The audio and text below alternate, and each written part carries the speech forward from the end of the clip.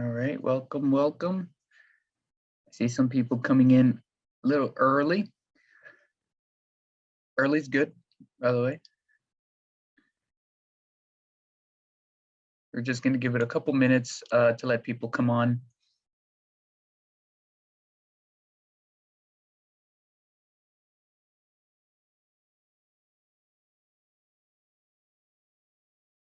Just a quick test for the people that are on now. If you could put in the chat a number 1, if you could see the screen and hear me. Just want to confirm everyone is good. Cool. All right. Thank you, John. Thank you, Alan.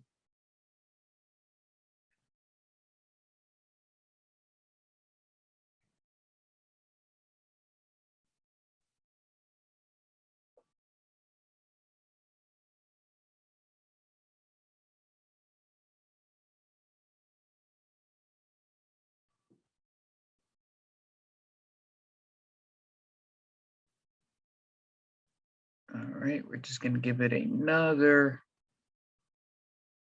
let's say, 2 minutes before we start.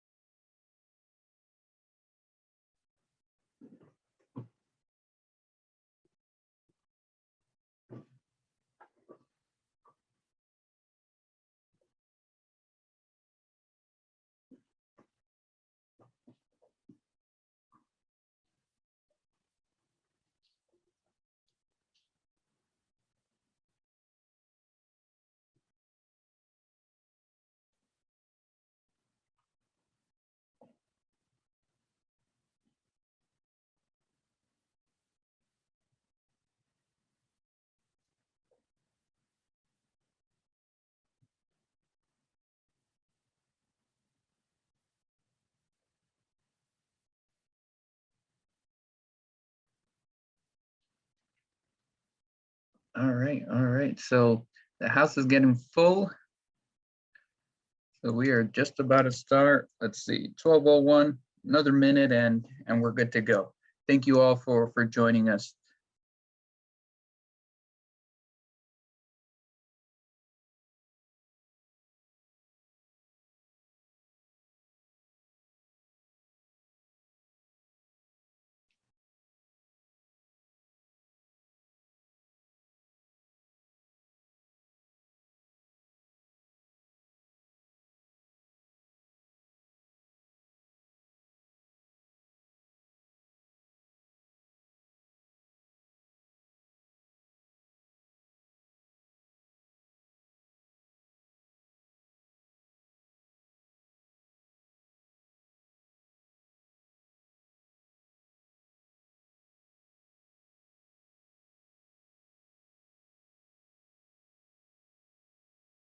All right, we're at 12:02.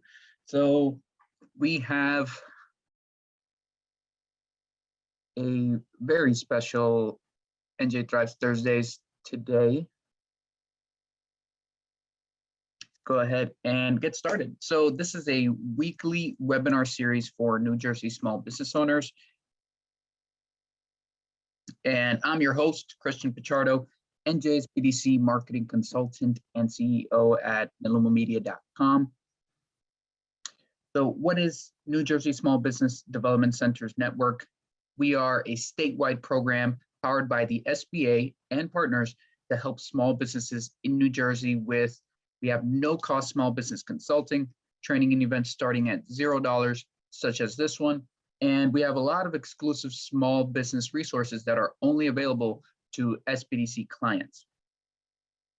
So that being said, today's agenda, we're gonna go over a quick headline. Then we're gonna get to the webinar. And at the end, we're gonna have our Q&A session as always. So for today's small business headline, for the week's small business headline is NJEDA board approves updated phase 2 of small business emergency assistance loan program.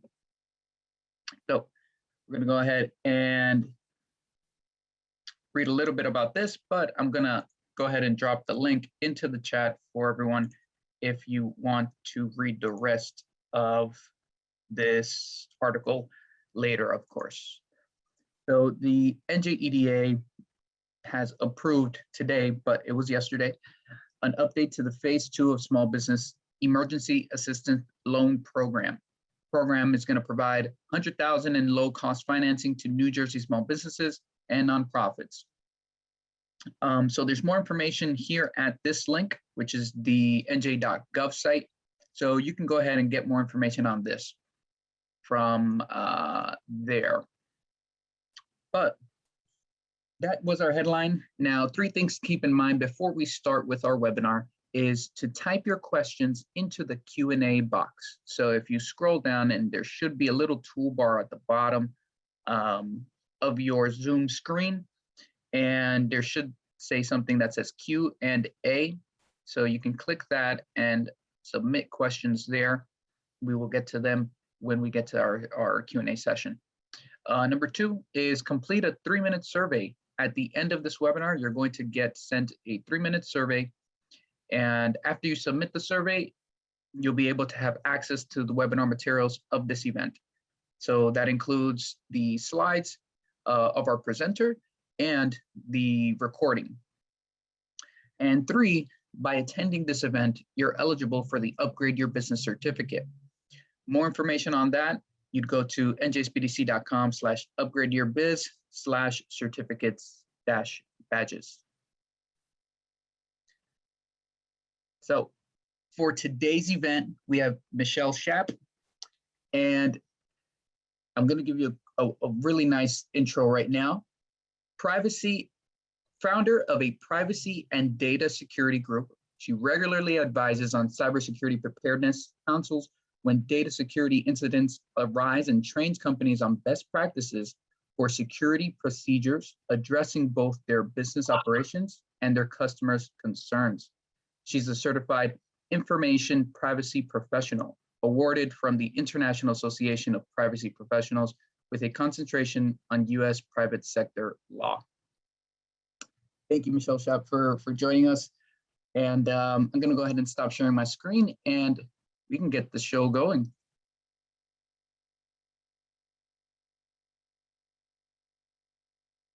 Chris, do you see my screen?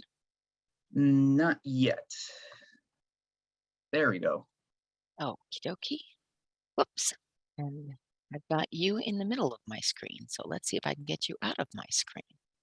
There we are. Okay, can you see that clearly? Yes. So of course, no legal presentation would be complete without a disclaimer. So Absolutely. now that you have seen our lovely legal disclaimer, I'm going to move on.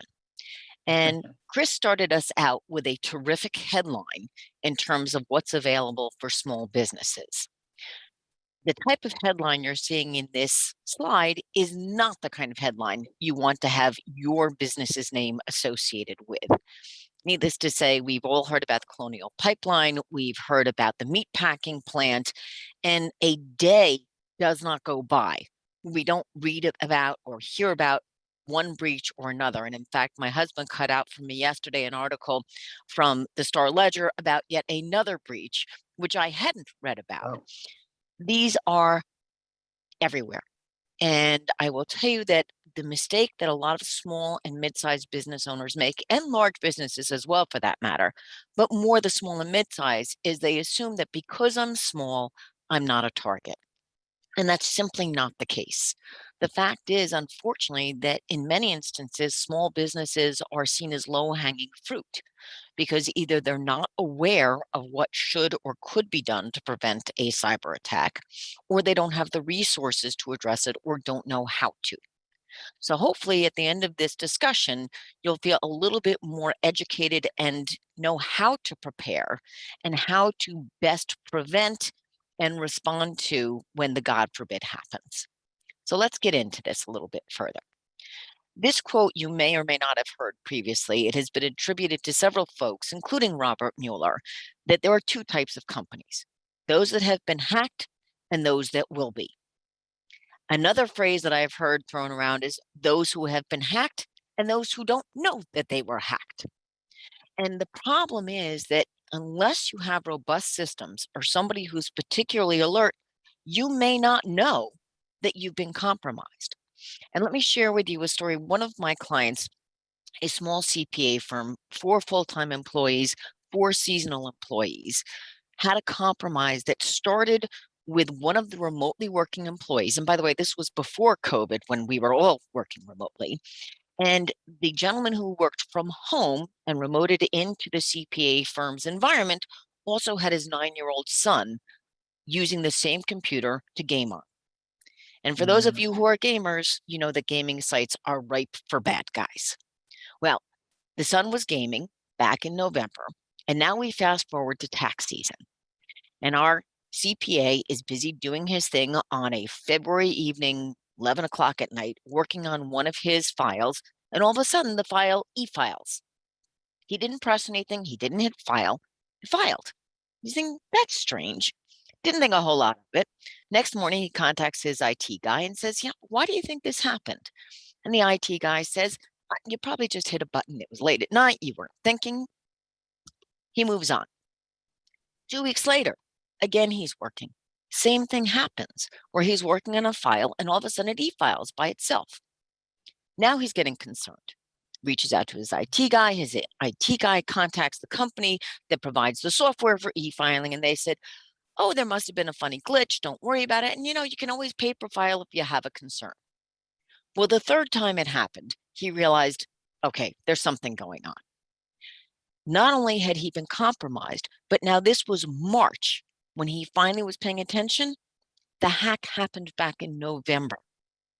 When we finished the forensics, we realized that the initial bad actor who got into his systems stayed there for about 2 hours. And to understand what type of damage could be done in 2 hours, first of all, remember that our bad actors have been e-filing now. But on top of that, they could take screenshots. They can take videos of what they're seeing in the CPA firm's files. But see, the bad actors also like to help each other. So they share. And what we saw in the forensics was that people from Florida, Texas, the Ukraine, Russia, North Korea, fill in the blank, had visited this one CPA firm's site over the 5 months that the breach went undetected. So not only were files being stolen once, they were being stolen again and again and again. Wow. Well, and Chris, that's how these things happen. They take on a life of their own. Right. And in terms of some of the horror stories that are out there, the one that blows me away is still Dominion National, that was not detected for 9 years. I don't know how a company could not detect a breach over 9 years. But what can I tell you? The average time to detect a breach is more than 9 months. And again, think about the damage that can be done in a 9-month period. Think about what could be stolen from your business over the course of 9 months. And with the advent of COVID and people working remotely, these compromises have been on the increase. So not only was it already bad, but it's increased significantly in the last 12 to 14 months.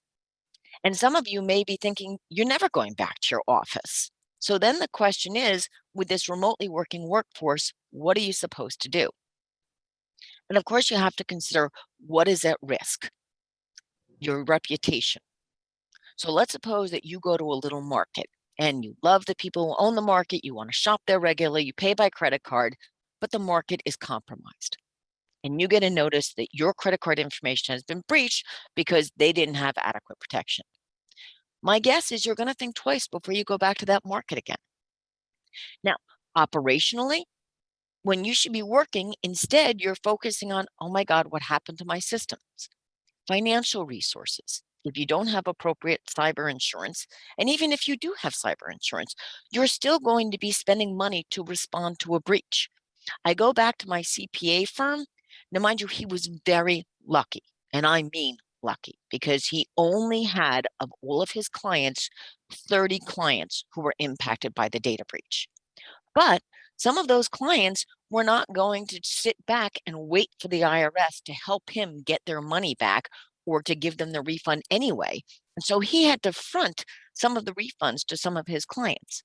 not to mention the legal fees that he had to pay and the forensic fees that he had to pay because his cyber insurance was not covering it. Think about also how your employees are going to feel.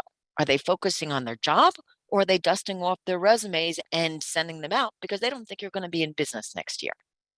Depending upon which jurisdictions are impacting you and your operations, you may be subject to regulatory fines.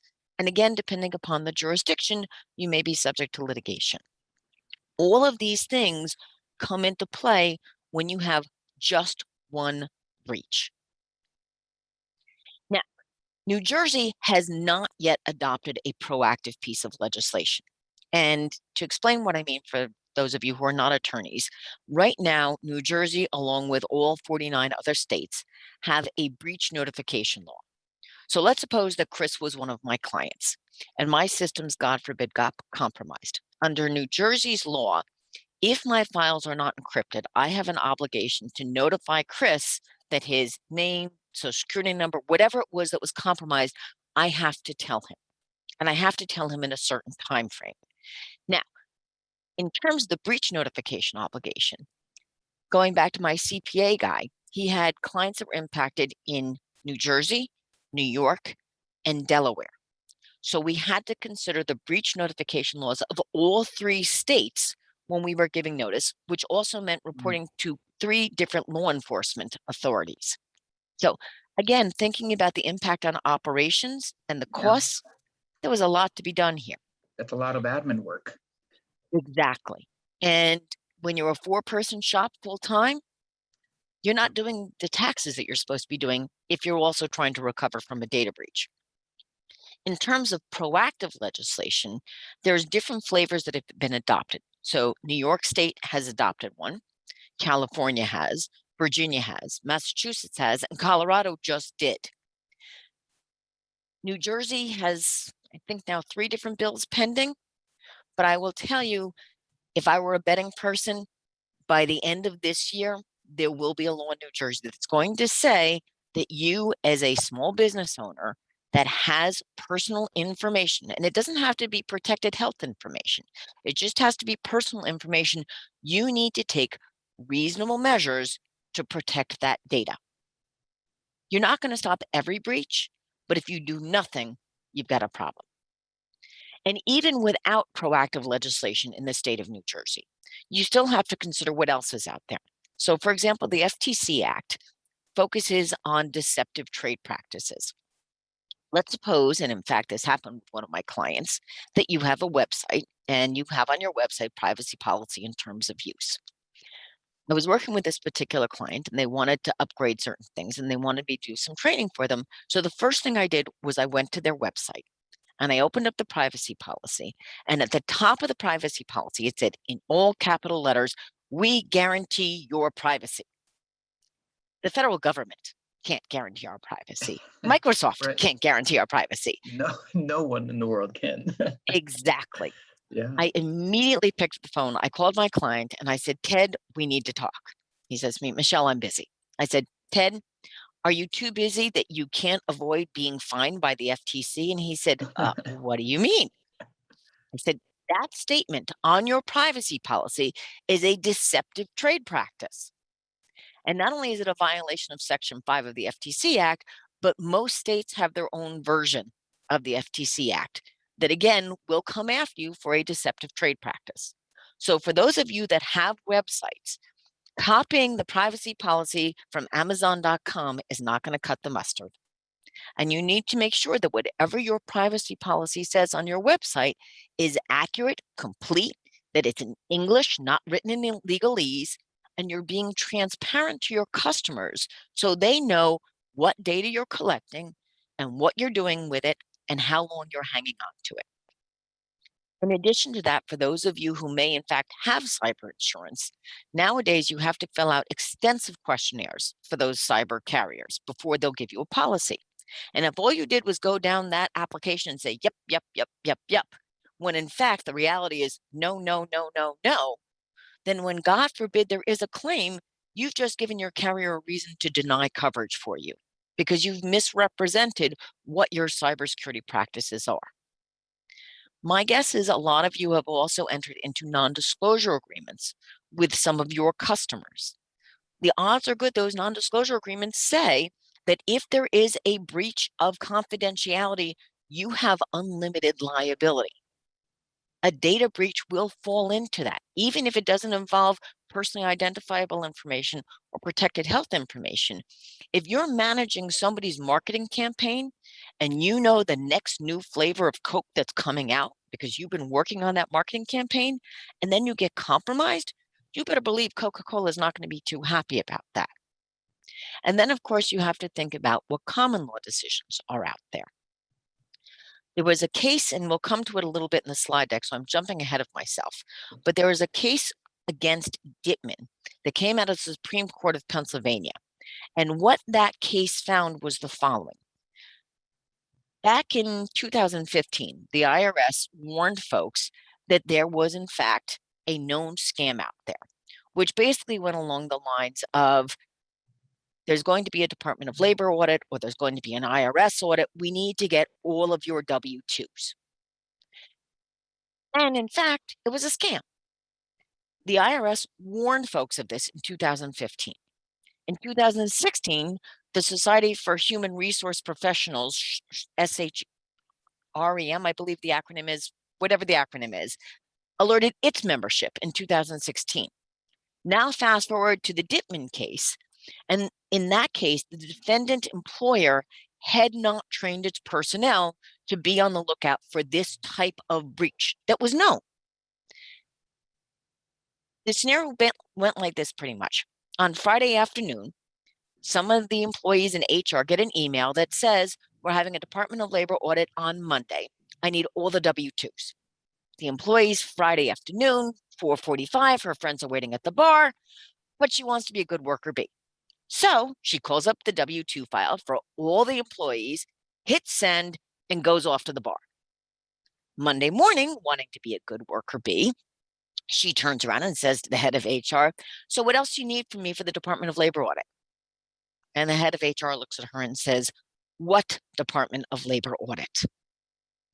The reason why the Supreme Court of Pennsylvania's ruling in that case is so important is because it looked at common law.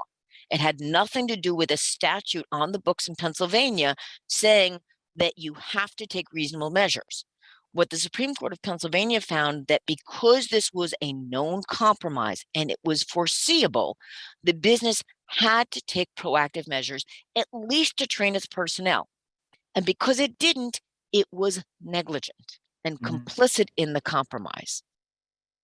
Now, for those of you who want to see what else is out there, these two locations will allow you, these two websites will allow you to search to read up on what the data destruction and retention obligations are, for example, in the state of New Jersey or in New York or wherever your clients are, and also to see what proactive legislation has already been adopted.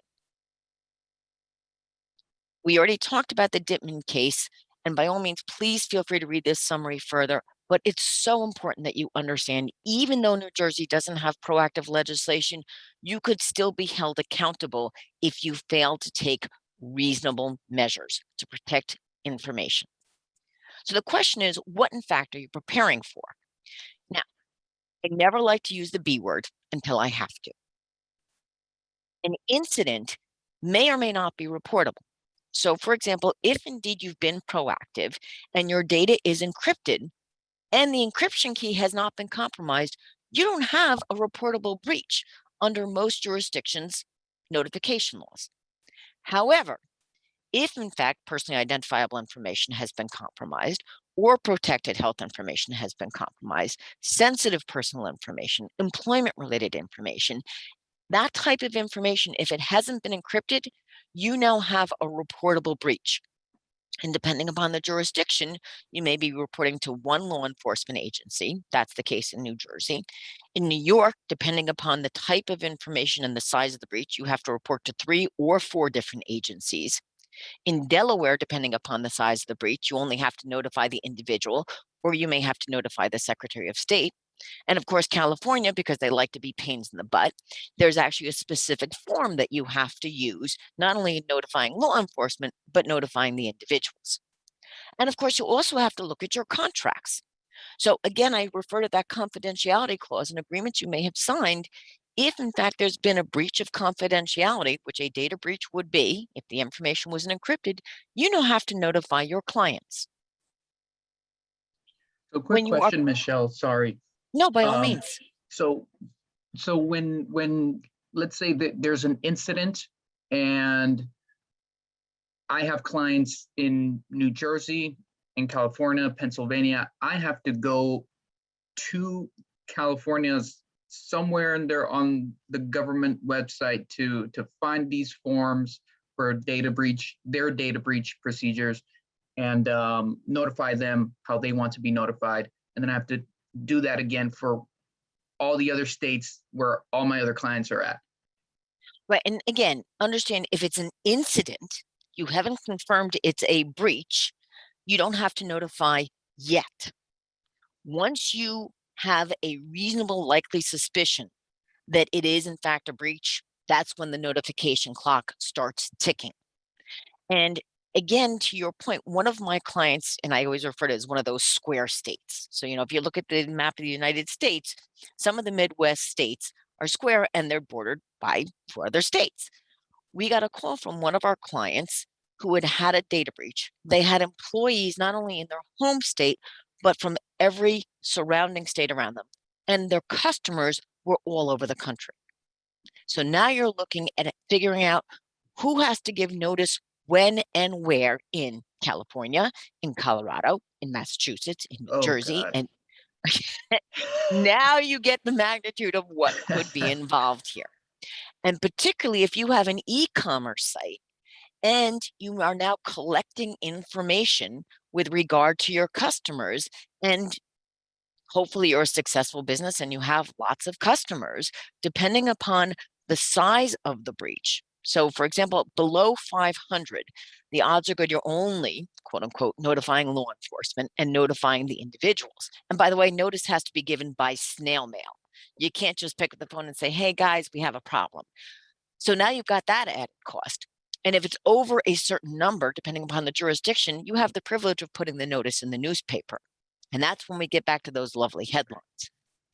And understand when we're talking about taking reasonable measures, it has to be measures that are taken when you are processing data.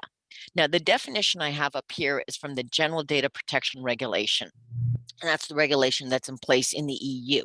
But I will tell you that jurisdictions like California and New York are looking at this as well and saying, if you're collecting the information, if you're recording it, if you're sorting it, if you're structuring it, if you're storing, if you're so on and so forth, in each of those steps, you need to have reasonable information to protect that data until you either securely anonymize it, and I hate that word, but it means now instead of it meaning information about Chris, it's information about customer 12345, and there's no way for me to associate customer 12345 with other data to go back and associate it with Chris, or it's been thoroughly destroyed. Now, let's suppose that I've convinced you you need to be proactive. Then the question is, oftentimes for a small business, where do I start? Now, I will tell you that if you Google NIST, NIST, the National Institute of Standards and Technology, and you come up with a framework, you could get nauseous. It's 800 some odd pages. However, if you Google NIST and put in small business, then you'll find NIST's framework for small businesses. The framework is in English, it's understandable, and you can then use it. I also provide here a reference to CIS controls and resources. And by the way, at the end of the slide deck, I give you more of these resources and websites where to find them. So don't worry about figuring out how to find them here on this particular slide. The other one that's very important to note is Cybercrime Support Network.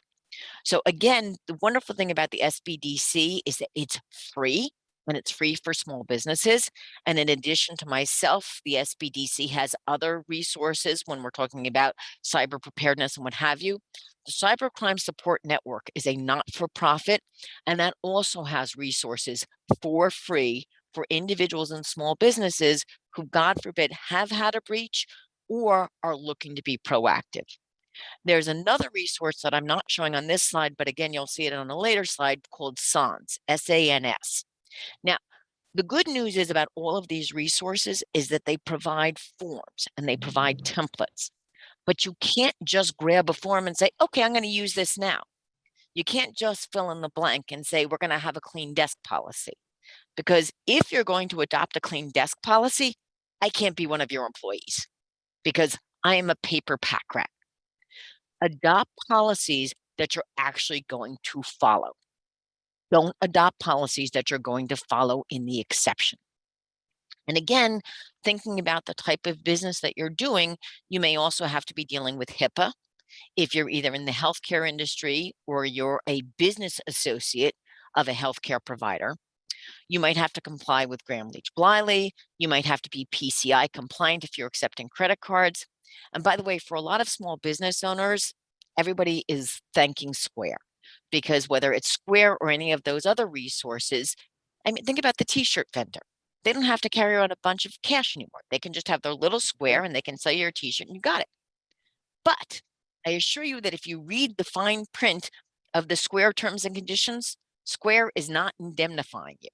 So even though they're PCI compliant and they say as much on their website, you are still responsible because you are the controller, because you've chosen to collect that data. Again, if you want to take a look at Massachusetts statute, it gives you a roadmap to what would be reasonable measures, as are a lot of the other legislative frameworks out there. For example, the California Consumer Privacy Act and also the New York State Division of Financial Services gives a roadmap of what they consider to be reasonable measures. Go and look at the NIST framework. They identify 5 key steps.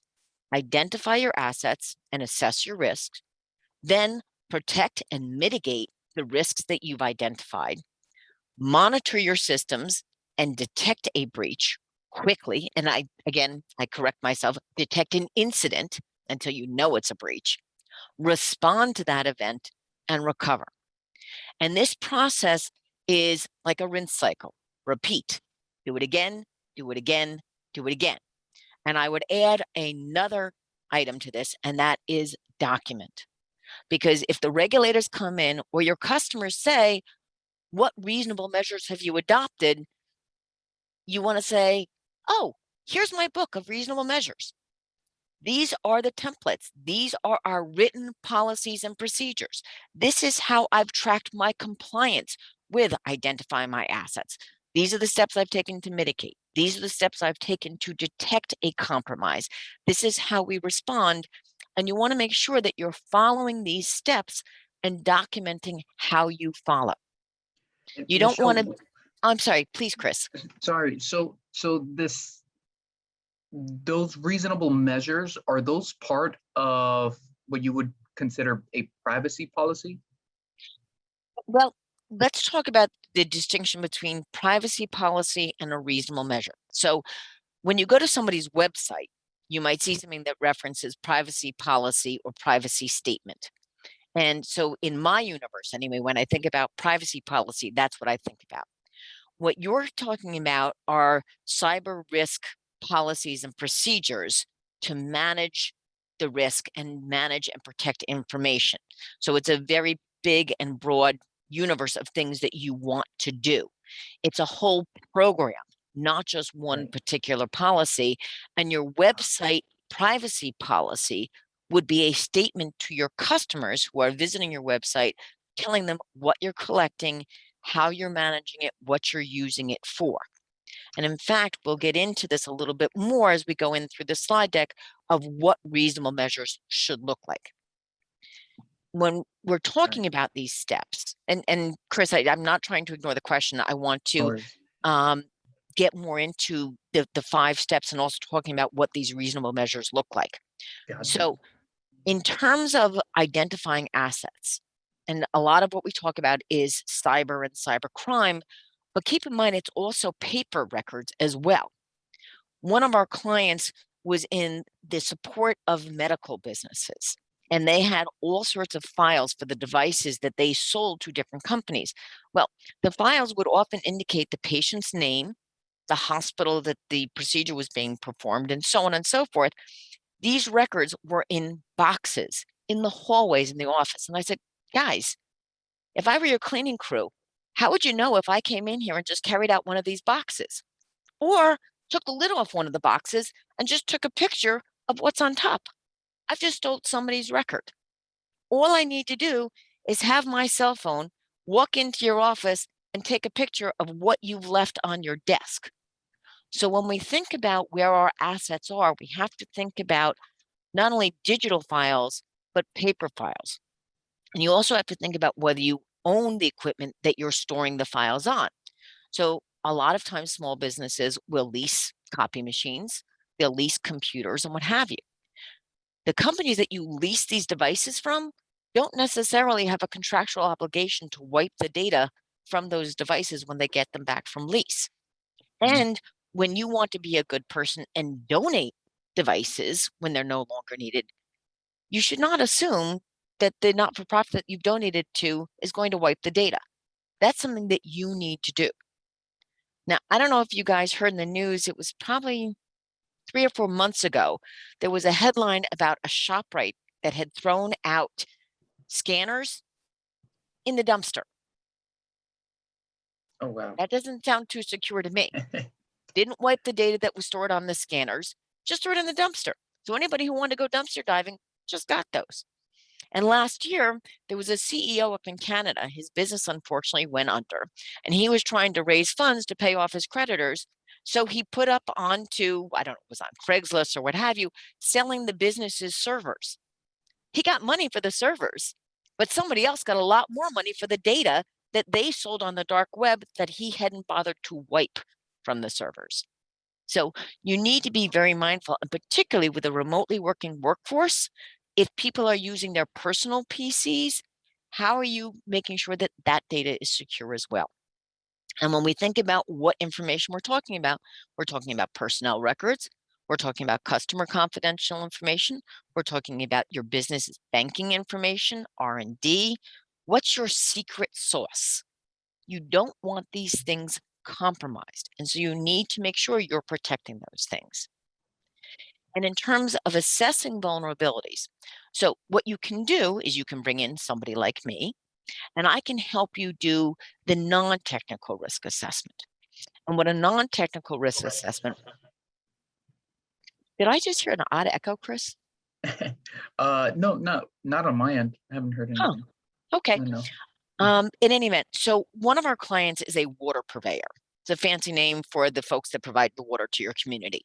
And back in 2017, New Jersey adopted a piece of legislation that water purveyors had to have reasonable measures in place to protect information that they had. So I went down to this particular client's location. And what we did for the non-technical risk assessment is that we literally walked the facility. I walked around and looked at all the different cameras that they had around. I looked at how they secured or didn't secure customer files. I looked at how they logged visitors to the building. We walked the perimeter. And by the way, the perimeter did not have an 8-foot high fence, nor did it have barbed wire.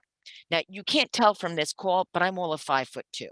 And I said as politely as I could to the guy I was walking the perimeter with, I could climb that fence. And he said to me, well, it's great that you could climb that fence, but what kind of damage could you do? Well, to give you an idea of the kind of damage I could do, the facility that housed all of the technology that decided water flow and when dams would be open, when dams would be closed, when overflow systems would be open, how the chemical mix was, it was secured with a door with an A-lock, and he was very proud of himself that it had an A-lock. And in case you're wondering what an A-lock is, it has a type of key that can't readily be copied. You can't just go to the local hardware store and say, make a copy of this for me. However, that particular lock was broken that day, so the door was propped open with a traffic cone. Wow. Yes, great security. So then we walk upstairs to the pump station. And by the way, this was really cool. You got to see all the screens and all the videos and everything else. And Chris, just guess where the password was for the whole system. On the screen of one of the computers. On a Post-it note stuck to the screen. And you can't make this stuff up. And Yep. by the way, the backup server was in the cabinet next to the main server. So if God forbid there Jeez. were a fire, you just lost your backups. So that's the non-technical risk assessment. The technical risk assessment is bringing in somebody who then tries to technologically, literally break into your computer. That's called a penetration test or a pen test. And they'll literally try to knock at your electronic doors and see, do you have open ports? Do you have poor password control? If your passwords are employee 12345, I can tell you right now, you have poor password control. Now, the results of this risk assessment will provide to you a report, and it will identify high risk, medium, and low risk. Now, I know Rome wasn't built in a day and you don't have unlimited budgets, but what you can do is document what you're going to do and when you're going to do it. So that if, God forbid, there is a breach and the regulators say, well, what have you done? What reasonable measures did you take? And you said, well, I'm a small business owner. So I responsibly undertook a risk assessment. I reviewed the report and I addressed these high risk issues already. In September, I'm going to do this. And in November, I'm going to do this. And in 2022, I'm going to do that. You don't have to do everything tomorrow, but you do have to do as much as you can reasonably and promptly. The last thing you want to do is undertake a risk assessment and say, oh, that's unfortunate, and put it in the drawer. You want to have a plan and you want to make sure that you keep yourself accountable to that and document as you check off each item. And how often should you do a risk assessment? Well, depending upon what jurisdiction you're in, Chris, you'll see that some legislation actually specifies in so many words that you should be doing one at least annually. And I will tell you, best practices, do it annually. And by the way, when we talk about risk assessments, because you may be sharing data with third parties, and we'll get into this a little bit later in the slide deck, but you want to assess those vendors as well, not just when you onboard with the vendor, but check their tires annually also. Ask them, are you still doing the same practices that you represented to me when I first engaged with you? Now, keep in mind, again, when you identify risk, there's different ways to respond. So, for example, you may just decide it's not worth it. And in fact, one of my clients was in the marketing business associated with the pharmaceutical industry. And they showed me a contract that they had received from one of the big pharma industries here in New Jersey. And in this 20 some odd page contract, 3 pages focused all on cybersecurity and data protection. And of course, they wanted our client, who was a relatively small business, to assume unlimited liability for a data breach. And my question to the client was, are you getting paid enough to be your client's insurance carrier? And if the answer is Probably no, not. I do really want to sign this contract. Mm. Now, you can mitigate risk. So, for example, going back to my water purveyor, you're going to fix the A lock, and you're not going to have the password stuck to the computer, and you're going to implement multi-factor authentication, and you're going to adopt encryption, and so on and so forth. Those would be mitigation efforts. You could remediate the risk, eliminate it completely by making sure that people can't do certain things. For example, think about a USB drive. It's so easy for people to steal data with a USB drive. But if you block the USB ports on all of the workstations, you've eliminated that risk. You could also shift the risk to a third-party vendor, or you could get cyber insurance, or you could say, you know what, the risk is relatively minimal. I'm okay with this. And in fact, I'm negotiating a contract right now for one of my clients.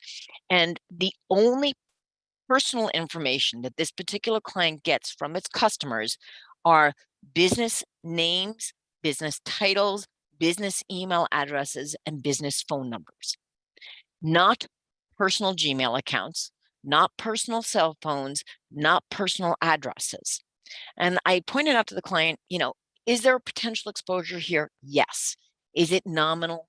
Yes, because the likelihood of harm to those individuals of having their business information out there and nothing more, no financial information, no health information, no voting records, no gender information, what have you, you're not accepting a large amount of risk by saying, okay, I'll take on that liability.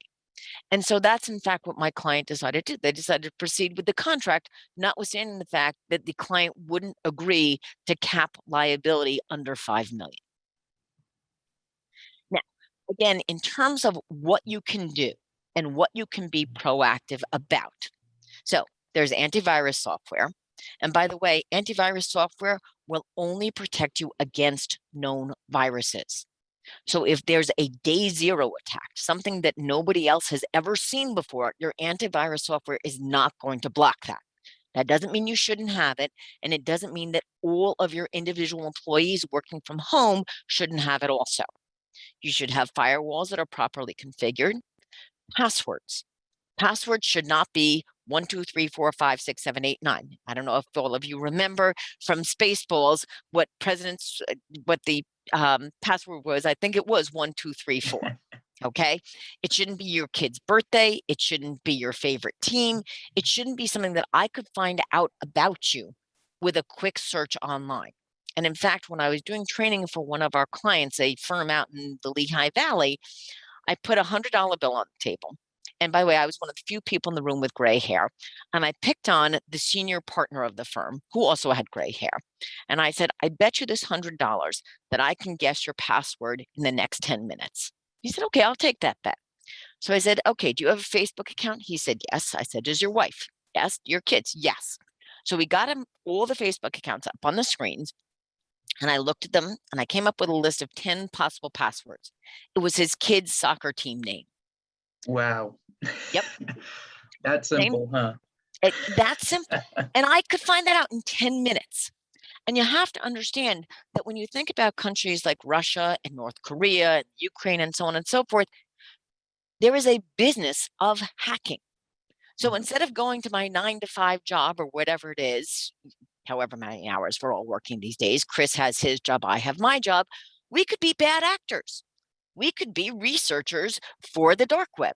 And we go to work just like you go to work, and we get paid to research people online and follow their speech patterns and look at what their likes are so that, I saw Chris posted a picture of cheesecake. I wonder if that's his password.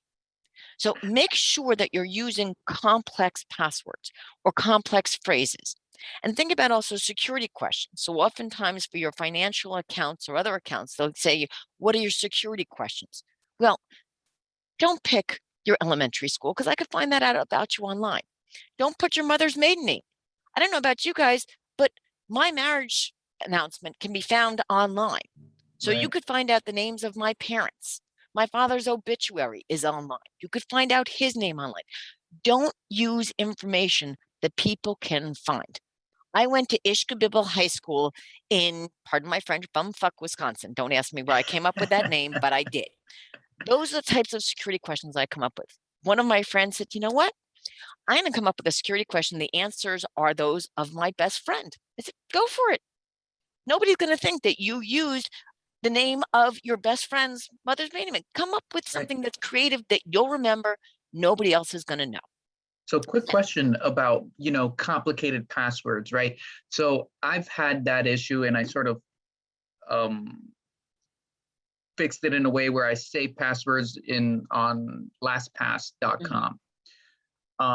But for people who don't want to use, other softwares or what other solution do you have to save these passwords instead of putting that sticky note on the screen? So what you can think of is passphrases. So for example, let's suppose that you have a favorite song or a favorite album. For some reason, when I was doing one of these training sessions, I got My Sweet Lord hung up in my head. And I'm going to actually, you'll laugh at me, but I'm going to take out a piece of paper and write this down for myself again, because I always forget how it works out. So in fact, I'm going to ask you all, if you have pens handy, take out a pen and write down My Sweet Lord. Now, let me caution you, My Sweet Lord is not a good example because we're going to come up with is a relatively short password, but you'll get the idea. So the first character in my password is going to be capital M for my. Then I'm going to put in 2 because my is 2 letters.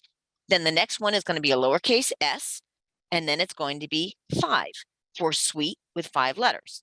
You know what's coming next.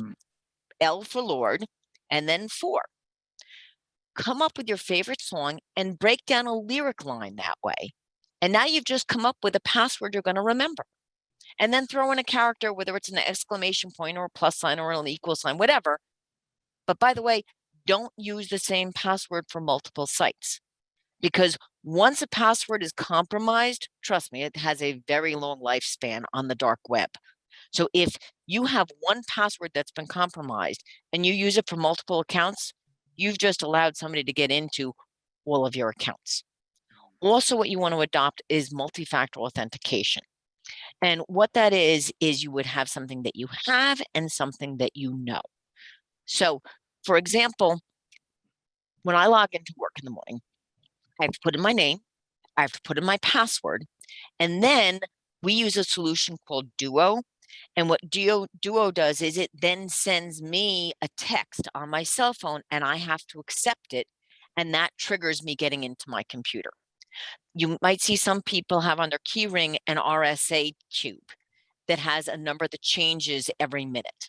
There's different solutions, but you absolutely want to use two-factor authentication. You can do two-factor authentication on your Gmail account. And if you're not sure how, just go into the help box and write in two-factor authentication, and Gmail will talk you how to do it. Now, encryption is something, I went to an FBI seminar, must have been back in 2017, I want to say, and it was talking about best practices for small businesses. And they talked about two-factor authentication. They talked about robust passwords. They talked about changing passwords every 3 or 6 months or what have you. They talked about firewalls. And they didn't say anything about encryption. So I finally raised my hand and I said, if you don't mind my asking, why aren't you talking about encryption? And he said, oh, well, everybody knows that. And all I'm thinking is, you haven't worked with many small businesses, have you? Mhm. Because most small businesses that I deal with, either they don't know exactly what encryption is, or they say, oh, that's too expensive. Well, the short answer is that you can get a lot of different encryption solutions relatively inexpensively, but you do get what you pay for. So one of the things that you might hear is PGP encryption, which is pretty good encryption, literally. It's 128-bit. That's okay. Better is 256, but you're going to pay more for it. Now, there's also, I think it's 512 is the highest grade encryption that's out there right now, at least commercially. I think you're okay if you get 256-bit, and if you can't afford the 256-bit, go for the 128. Something is better than nothing. It's that simple. If you think about what a burglar would do, they're going to walk up in front of Chris and my houses. Let's suppose that Chris and I live next door to each other. And Chris has a German Shepherd, and I have a German. The bad actor stands in front of the house and says, I don't hear anything barking from Michelle's house. And I just approach Chris's door and I hear, well, guess what? I'm going to go rob Michelle's house because there's no dog there. And trust me, my hamster is not going to be man-eating hamster. The idea being, you want to have just one level more than the next guy. So if you have two-factor authentication, if you have robust passwords, if you have antivirus software, it's layers upon layers of protection. Now, we talk about patches here, and this is so critical. I can't tell you how many people I know who will get a notification on their cell phone, they'll get a notification on their computer, and they'll say, there's an upgrade available. Do you want to install now? And you're in the middle of something, you don't want to be bothered, and you hit remind me later, remind me later, remind me later. Well, guess what? Later is too late, because what is advertised as an upgrade these days is more often than not, in fact, a patch, meaning that whatever vendor is that has pushed out this notification has found a vulnerability in their system. Mhm. And unless you apply the patch promptly, you're going to continue to be vulnerable. And by the way, when we talk about what is acting reasonably, failure to promptly apply a patch is not reasonable. And I will tell you, there was a large law firm several years ago that was in acquisition mode. Now, they had terrific privacy practices. They had robust procedures, they had robust technology. However, they were rushing to bring into the fold a firm that was based in the Ukraine. And when they brought that particular law firm that they had acquired into their systems, because there was such a rush to get them as part of the equation, they didn't vet their systems properly. And that was at the same time, and I forget if it was Petya or not Petya, that was spreading across Europe. It hit the Ukrainian firm. And because the Ukrainian firm was now connected to the entire network of this law firm, the entire firm's systems were taken down because they hadn't taken the time to make sure that this newly acquired firm was secure. And the way that employees found out what had happened was that they showed up to the New York offices of the firm in a very fancy high-rise building, get off the elevator, and there's a chalkboard in front of the reception desk that says, "We have suffered a data breach. This is how you will be working today." Now, if that can happen to a multinational law firm, think what could happen to your business if you're not doing these appropriate and reasonable measures to mitigate and protect your systems. Now, in terms of other strategies, and some of these are a little bit more involved than others for a small business, but again, we talked about wiping data. But again, if you have employees that are working remotely, you want to be able to wipe their cell phone or their computer if, God forbid, they lose it or it gets stolen, or worse yet, they now become a bad actor. You fired them and they're angry. You want to make sure that they can't steal your data. And I will tell you, one of our clients several years ago, and again, this was pre-COVID, they had an employee who was on maternity leave, and she was milking the system, literally. It was inexcusable what she was doing. And I'm sorry, she wasn't on maternity leave, she was on disability leave. And she was posting on the web all sorts of pictures of her doing things. Clearly, this woman was not disabled. And so the decision was to let this woman go. We explained to her from an employment law standpoint what she should be doing appropriately, making sure she had a witness for the interview, the whole 9 yards. What they didn't do, however, was that they didn't deactivate the employee's access credentials before they set up the telephone interview to fire her. So they set up the call. It's scheduled for 2:00 in the afternoon. The boss of the company is sitting here doing her thing on the phone. She has her VP sitting next to her who's doing work, but he's witnessing the termination interview so that there's documentation. While he's working online, while this employee is being terminated, the VP is seeing files disappearing from the company's Dropbox account. I mean, literally going away in the middle of her termination interview. What the heck? They had not disabled her credentials before they fired her, and she was stealing the company's files. So you need to think about not just somebody who you fire, but somebody who's on leave. If they're on leave, they're not supposed to be working. Deactivate their credentials. We talked about USB drives. Don't let your employees pop a USB drive into a computer to download files. And by the way, USB drives could come preloaded with malware. And in fact, back in, I want to say 2013, there was an ADA convention and all the dentists got together. And in the course of one of the presentations, the dentists were told, oh, by the way, the codes for this particular root canal procedure and a whole bunch of other procedures have changed for when they put in their insurance claims. And all the dentists are groaning, saying, oh, what a pain. We have to go back and reprogram our computers. And the ADA said, no, don't worry. In your packets is a USB drive with all the new codes. Perfect. So all the dentists go back to their different offices, and the first dentist takes the USB drive, pops it into his computer, and gets the skull and crossbones on his screen. You've just been infected with a virus. Picks up the phone, calls the ADA, and says, what the heck? The ADA had sourced the USB drives from China, and they had come preloaded with malware. So again, if somebody gives you files on a USB drive, put it on a standalone computer first before you connect it to all of your systems. We talked about not leaving sensitive files out in the open so that your cleaning crew could take pictures of it. Think about login monitoring, especially now with remote access. So let's suppose that I'm handling customer service for your business. And my hours. Just a quick note that we have 3 minutes to get into Q&A. You're taking me off my favorite soapbox, Chris. I know. And by the way, guys, you're going to have the slide deck available to you. So what we're not getting to, you'll see. But Chris, I appreciate the warning. Let me jump ahead a little bit here. Training.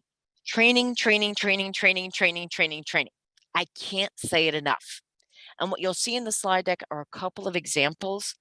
Look at them. Share them with your employees so that they understand, because I can tell you right now that more than half the data breaches that occur because somebody clicked on a link they shouldn't have. Yeah. So think about these examples here. My name, Michelle, lends itself to being copied and masqueraded as something else. So I will tell you, I need reading glasses. And the only reason I know the difference between the two examples of the top two Michelles is because I'm the one who typed it. Chris, can you tell me what the difference is between the two Michelles, the top two? Okay, and this is only because I know, because it's been done to me. One of the L's might be a capital I. Correct. But now Okay. think about if you were looking at your email on a cell phone at a traffic light. Would you necessarily notice that difference? Absolutely not. Exactly. Exactly. And so you need to know what you're looking for. And if you're not sure, there's this old-fashioned thing called a phone. Pick it up and ask the question if you weren't expecting an email from me. Now, this one that I'm sharing with you on this slide, my husband actually got this email the other day. And he was about to pick up the phone to call this 800 number to say, I didn't order this. Why did you charge me? And yes, I want a refund. And then the little light bulb went over his head, or the little Michelle showed up on his shoulder and said, yo, this is a scam. Do not call them. Because if you call this number and they say, oh, that must have been a mistake, please give us your credit card number and we'll be happy to refund the charge. Well, there was no charge and you just gave them your credit card number. Oh, God. Yep. Make sure that your employees are educated. Show them what to look for. And again, please feel free to share these slides with them. Now, I will just tell you that in terms of destruction policies, if I haven't been a customer of yours for 10 years, do you really still need my information? Get rid of what you don't need. And if you do need to keep it, whether it's employment records or what have you, keep it offline. I already talked about monitoring your systems. If you use a third party to monitor your systems, have them test the logs to make sure there are no gaps. One of our clients had a data breach back in September. When we went to look at the logs, the critical moments, there were critical gaps in these logs and they were useless. We already talked about shifting strategies, whether it's to Square, whether it's to a third-party cloud provider, but kick the tires. Make sure that if you're entrusting your data to a third party, that they're ISO certified or they're PCI compliant. And have a plan. Have a written response plan that you're not storing on a computer. Because if your written response plan is on the computer and you're hit with a data breach, you're not going to be able to access it. And understand that this is not just you. You have to have a team assembled that should include board members, it should include legal support, it should include HR, your insurance carrier, and other key vendors. And make sure you know how to contact them. So again, with people working remotely, if you have their work number, that's not necessarily going to be helpful. Make sure you have the home number or the cell phone number as well. And again, keep in mind, these things are not going to happen conveniently. They're going to happen on New Year's Eve. And in fact, I had a client who contacted me, not My. this year, but last year, 4:45, New Year's Eve, we've been hit by ransomware. And we had to deal with it. If you have a plan, you can weather the storm. Now, the last thing I want to leave you with before we go to Q&A, and you've heard about funds being miswired. So in fact, one of our clients received an email from one of their subcontractors that said, we've changed our banking information. Please send your next payment by wire here. Our client did not pick up the phone and verify, and they wired $1 million. Nobody realized what had happened until a week later. They then contacted me. We immediately contacted the bank. We immediately contacted the FBI the FBI. Of the $1 million, we were only able to recover $35,000. Now, had they contacted us within 48 hours, and we were then able to contact the bank or the FBI, they may have been able to recapture more funds. So if you realize an errant wire has been sent, don't wait. Pick up the phone, contact the FBI immediately. I mentioned before resources. This slide, and again, you'll be getting it through SBDC, gives you the websites where you can get to get this information. The one on top, the NJ Kick, I would urge you to register for it. And in fact, NJ Kick will be putting out an alert today because they put out notices every Thursdays that alert people in New Jersey, businesses in New Jersey, what's the latest and greatest in cyber attacks, so that you know what's out there and you know what to prepare for. And by the way, Kick also provides free resources. And for small business owners, we like free. In summary, prepare, identify, mitigate, detect, respond, recover, repeat, and document. Thank you so much for joining us today. Chris, Awesome. back to you with Q&A. Thank you. Thank you so much, Michelle. Would you be able to drop your contact information in the chat? Yes. Also, for anyone that's still on here, please keep in mind that you could reach out and get help from Michelle, and you could reach out to us at cares.admin@njsbdc.com, and I'm going to drop that also into the chat. And I just put in my work number and my email into the chat as well. Awesome, awesome. So yeah, let's get into Q&A. Let's see if there's any questions here. We're a little bit over time, so I apologize for that. There's just so much information and so little time to go over it all. But let's try. I have here, very good, taking some tips already. Anonymous attendee asks, thoughts on desktop version products versus using the cloud version? Well, let's talk about Microsoft Exchange. And the desktop version is what the compromise was that everybody was reading about just this past month.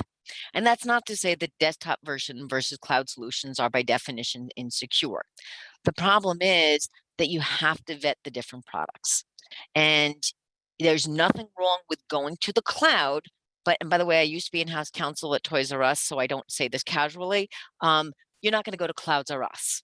You want to go to a secure cloud environment if, in fact, you're going to move to a cloud environment. The desktop products are good in the sense that they're residing in your environment, assuming, of course, that your environment is secure and you're keeping up with patching. If you don't have the ability to keep up with patching internally, you may indeed want to go to a desktop solution. Awesome. All right. Amanda asks, do you recommend physically backup data stored on the cloud? Example, Dropbox, Google Drive, OneDrive. It would absolutely have backups to your data.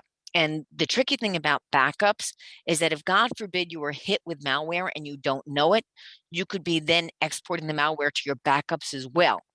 So however you back up, whether it's to a Dropbox, whether it's to a USB drive, whether it's to a hard disk or whatever else, you may want to segment your backups so that if, in fact, you were compromised, that you could at least go back to a point in time where the backups didn't have the malware embedded in them. But absolutely, backups are a critical component of being secure. Perfect. All right, so I have here, I reported an international scam to my local police department, but I still had to close all my accounts, etc. But is there anyone else that I should report this to? So I don't know if the question, and perhaps we get a follow-up information from the person who posed the question, whether this was a business account or whether this was a personal account. But if it was a personal account that was compromised, not only do you want to notify law enforcement, you might also want to reach out to the NJ Kick that I mentioned before. You could also reach out to the Cybercrime Support Network that I also mentioned before. But absolutely, yes, you need to change all of your passwords. You need to change all of your credit card information and everything else, which is a royal pain in the butt. But all of these things need to be done.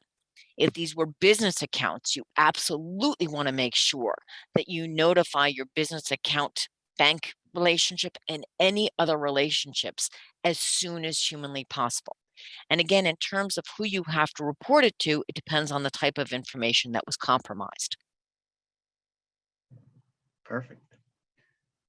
All right, so I have other questions here. Will we receive a copy of the agenda? Yes, Michelle, you will. There is going to be a survey that will be sent out as soon as we end this webinar. And after that's submitted, you'll have access to the presentation materials and a recording of this webinar, which comes out anywhere between 48 to 72 hours after this live session. And yes, they wanted to confirm for that previous question that it was a personal account. Right. So absolutely, you have to file a police report with your local law enforcement authority. Again, I would notify the IRS. You can file with the FTC.